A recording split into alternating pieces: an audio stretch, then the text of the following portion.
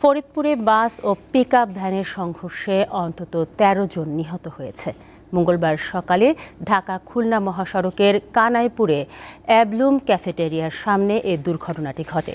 স্থানীয়দের বরাতে পুলিশ জানায়, ঢাকা থেকে ছেড়ে আসা মাগুরাগামী ইউনিক পরিবহনের একটি বাসের সঙ্গে ঢাকাগামী একটি পিকআপের মুখোমুখি সংঘর্ষ হয়।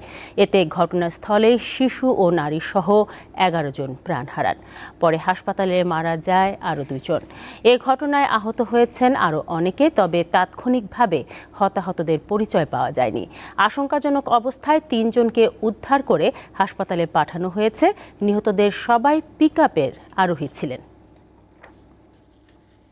রাস্তায় যে গর্ত না, এই আরাকার কারণে অ্যাক্সিডেন্টটা বেশি হয়।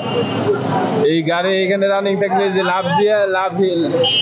লাভ দিয়ে পরে ওইটার লগে লাগছে।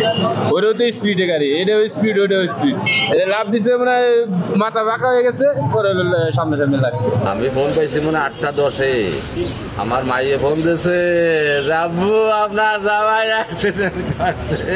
তো আমার সরকার এবং প্রশাসনের প্রতি উদ্যত আহ্বান যে খোলা আকাশের নিচে পিকআপে এতগুলো লোক আসলো, কি কারণে চোখে পড়লো না? সরকারের কাছে একটাই দাবি, এই সড়ক দুর্ঘটনা প্রতিরোধ করার জন্য সড়ক দুর্ঘটনা যাতে আর না হয়।